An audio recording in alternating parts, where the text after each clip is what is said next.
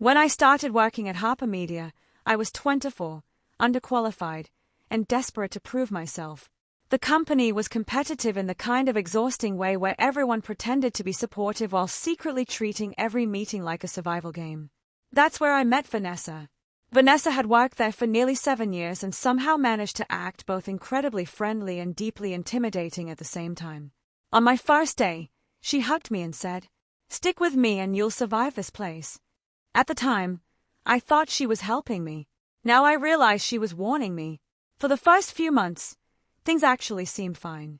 Vanessa trained me on client presentations, introduced me to important people, and constantly praised my ideas during private conversations.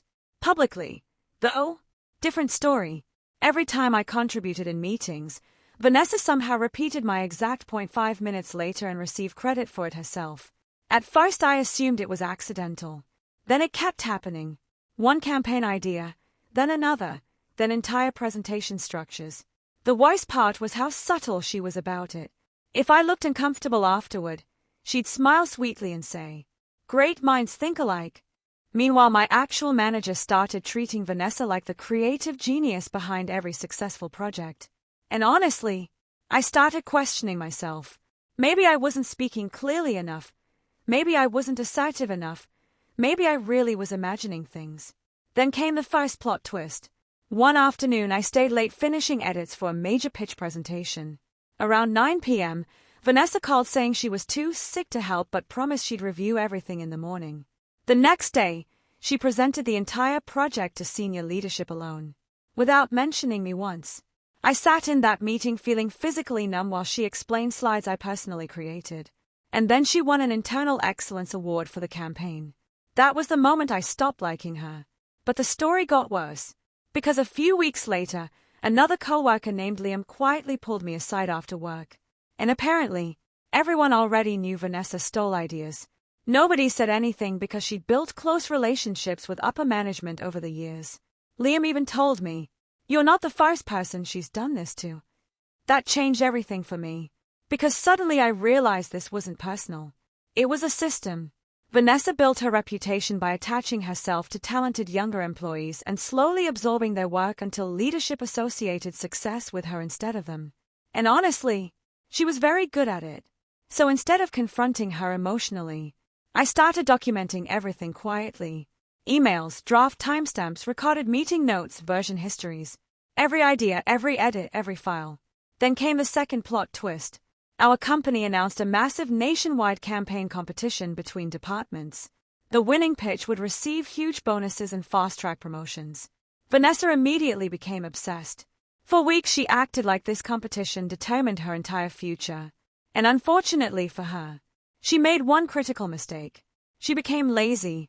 Because by then she fully expected me to do most of the work while she polished the final presentation and took credit again.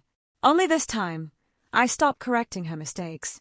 See, Vanessa had a habit of pretending she understood technical analytics better than she actually did. Normally I quietly fixed issues before presentations went public. This time, I didn't. I simply completed exactly the tasks assigned to me and documented every communication carefully. Then Vanessa presented the campaign nationally. And within 15 minutes, everything collapsed. Her financial projections were wrong. Her audience metrics contradicted themselves, and several slides referenced outdated data she never bothered checking because she assumed I already had. Senior leadership started asking questions immediately. Watching Vanessa panic in real time was honestly surreal. Because for the first time since I met her, she couldn't smoothly talk her way out of the situation. But the third plot twist was even better. After the disastrous presentation, leadership launched an internal review into how such major errors happened. And during that process, IT uncovered something fascinating. Vanessa had been regularly accessing and editing other employees' project files without permission for years, including archive campaigns from former staff members who no longer worked there.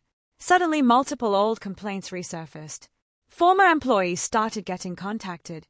People compared timelines, and leadership slowly realized Vanessa's brilliant career might have been built largely on borrowed work. The revenge payoff happened 3 months later. Vanessa wasn't just denied promotion. She was quietly terminated. No dramatic office escort.no screaming.no big confrontation. Just gone. And the strangest part? The office atmosphere improved almost immediately afterward. People collaborated more openly, junior employees spoke up more confidently, meetings stopped feeling tense all the time. It was like everyone had been unconsciously holding their breath for years. About 6 months later, I received a LinkedIn message from Vanessa. Only 2 sentences. You knew what would happen. You let me fail. I read the message twice before finally replying. No, I just stopped saving you. Then I blocked her. And honestly, that felt better than any promotion ever could.